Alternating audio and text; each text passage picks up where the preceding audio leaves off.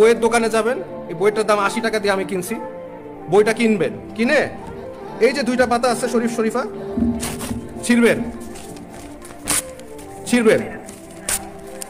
ছিঁড়ার পরে আপনারা হচ্ছে ওই বইটা আবার দিয়ে দিবেন, দিয়ে বলবেন এটা কম, অর্ধেক দামে বেচো, যাতে মানুষের অ্যাওয়ারনেস হয় যে এই বইয়ের আমাদের প্রতিবাদ এটা হতে পারে যে আমরা এই বইয়ের 2টা পাতা, এই শরীফ শরীফার পাতা ছিঁড়ে ওই বইটা আবার ওদের কাছে দিব, আমার টাকা দিয়ে আমি ছিঁড়ব। আসসালামু আলাইকুম সবাইকে। আমি খুব সংক্ষিপ্ত বক্তব্য রাখব। আমি যখন ছোটবেলায় প্রথম লূত আলাইহিস সালামের গল্প শুনি, তখন এটা বিশ্বাস করতে ইমানি দুর্বলতার কারণে অনেক কষ্ট হয়েছে।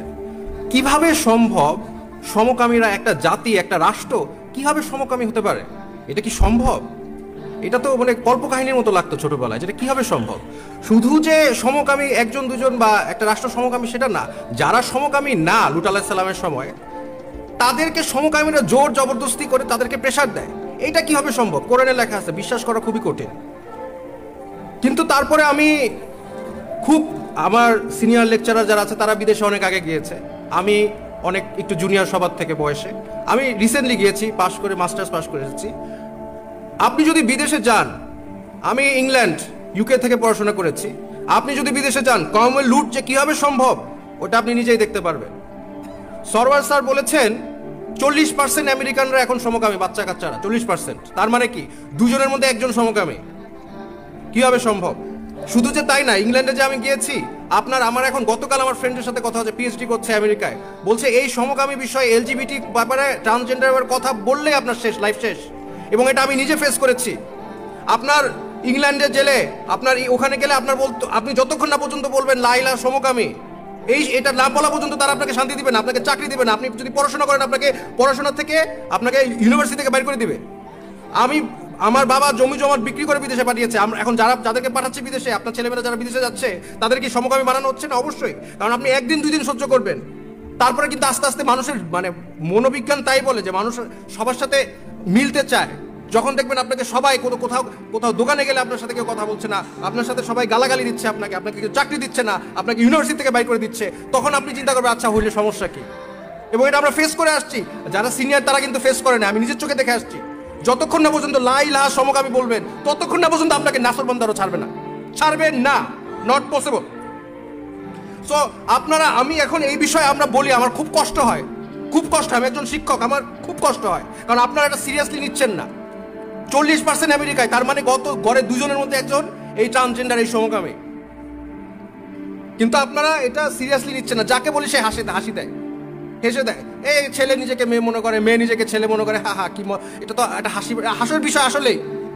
কিন্তু আপনারা যে হাসিটা দিচ্ছেন, আমরা যে হাসিটা দিচ্ছি, এই হাসিটা আমেরিকানরাও দিছে আজ থেকে 100 বছর আগে। এই হাসিটা ইংলিশরাও দিছে, ইংলিশ খ্রিস্টানরা দিছে 100 বছর আগে। কিন্তু 100 বছর পরে কি হইলো? তাদের ছেলেমেয়েরা 2 জনের মধ্যে 1 জন সমকামী, এবং ভবিষ্যতে জরিপ করে দেখা গেছে যে 80% হয়ে যাবে। তার মানে কেমন লুট আপনারা ডেকে নিয়ে আসছেন, অলরেডি আনছেন, এবং বাংলাদেশে এটা আসতেছে। আপনারা এখন দেখতেছেন না, কিন্তু আমি দেখতেছি। আমার কষ্ট হয়। আমার স্টুডেন্ট কিছু মানুষ আছে, সরওয়ার স্যারের পিছনে যারা লাগছে, তাদের অবজেক্টিভ হচ্ছে এগুলি করবে, মেয়েদের মতো করবে, তারপরে বলবে আমাকে হুমকি দিছে, আমাকে আমেরিকা নিয়ে যাও, আমারে টাকা দাও। এরকম কিছু আছে।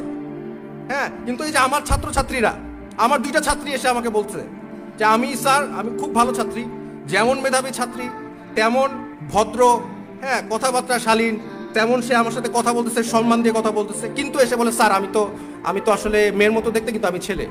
এটা বাস্তবতা। এই যে তাদের লাইফ ধ্বংস করলো, এটার দায়ভার কি আমাদের নাই? কিন্তু আমরা তো হেসে উড়াই দিচ্ছি বিষয়টা। সলিমুল্লাহ খান স্যার উনি একটা কথা সবসময় বলে যে শিক্ষক বাংলাদেশের ইন্টেলেকচুয়াল আমাদের মতো, তারা বুদ্ধিজীবীরা হচ্ছে সেল আউটস। কারণ আমরা তো কিছু বলতে পারতেছি না, চাকরির ভয়, চাকরি চলে যাবে। কারণ আপনারা আমাদের সাপোর্ট দেন না অনেক ক্ষেত্রে। আমার চাকরি চলে গেলে কি আমরা কেউ আন্দোলন করবেন? কিন্তু আমরা কিছু বলতে গেলে কিন্তু আমার চাকরি চলে যায়, কিন্তু আমার ছাত্রছাত্রীদের লাইফ ধ্বংস করে দিচ্ছে। আপনাদের কাছে এটা অবাস্তব, এটা আমি বুঝতে পারি, এটা হাস্যকর, বুঝতে পারি আপনাদের কথা, এটা অবাস্তব, কিন্তু এটা বাস্তবতাটা কিন্তু আমরা দেখতে পারতেছি। আমার ছাত্রছাত্রীরা ওপেনলি বলতেছে I am they them, I am she her, I am জেমজার, হয়ে যাচ্ছে, অলরেডি হচ্ছে। একটা সময় আপনারা বলবেন যে এটা তো এলিট সোসাইটি, আমাদের কিছু যায় আসে না। এলিট সোসাইটিটা তো রিলেশনশিপ করতো গার্লফ্রেন্ড বয়ফ্রেন্ড, এখন তো আপনাদের ছেলেমেয়েরাও রিলেশনশিপ করে। এই এলিট সোসাইটি যখন চেঞ্জ হবে বাকিটা অটোমেটিক চেঞ্জ হয়ে যাবে। আপনারা এখনই, আপনাদের যদি মানে এখন যদি না থামাইতে পারেন এটা ভবিষ্যৎ অন্ধকার, আমাদের এখনই থামাইতে হবে। এখন ভাই নতুন আইন প্রচারিত হচ্ছে, আপনারা এটা হয়তো জানেন না।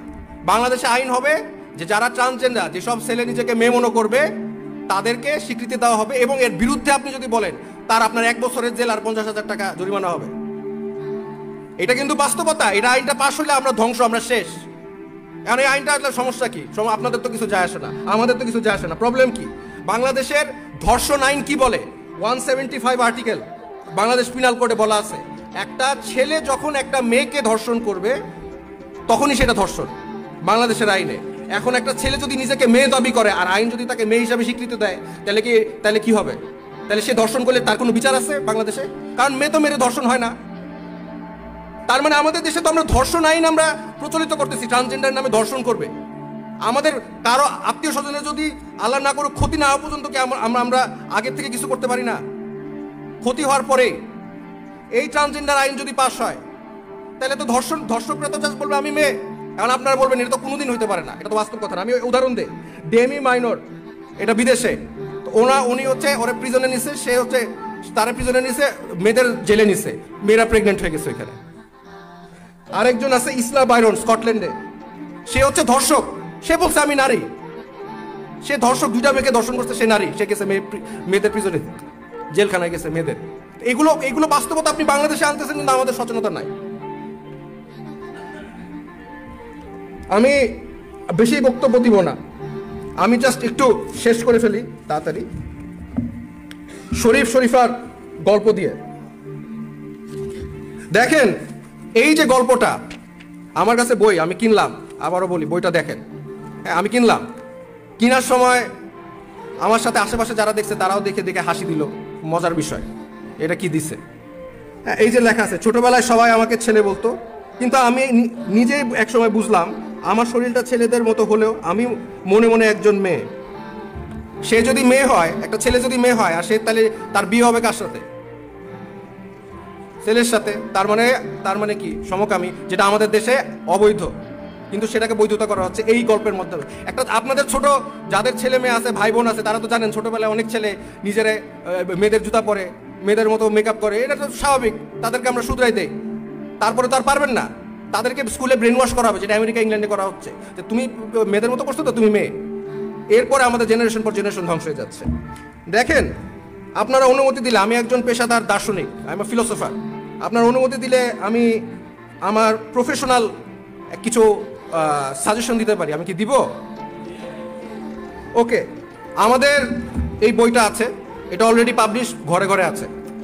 যাদের সামর্থ্য আছে তারা একটা কাজ করবেন, সেটা হচ্ছে বইয়ের দোকানে যাবেন, এই বইটার দাম 80 টাকা দিয়ে আমি কিনছি, বইটা কিনবেন, কিনে এই যে 2টা পাতা আছে শরীফা, ছিঁড়বেন,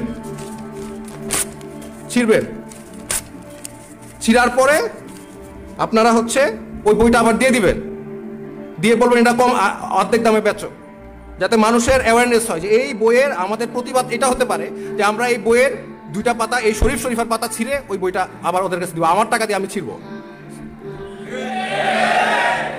আমার টাকা দিয়ে আমি বই কিনা বই ছিঁড়বো, 2টা পাতা ছিঁড়বো, ছিঁড়ে আমি যার দোকান তার কাছেই দিব, বলবো তুমি তোমার টাকা আমি কিনছি, তোমার লাভ হয়েছে, বই আরো লাভ করো, তুমি আরো 40 টাকা লাভ করবা, হাফ দামে বেচো।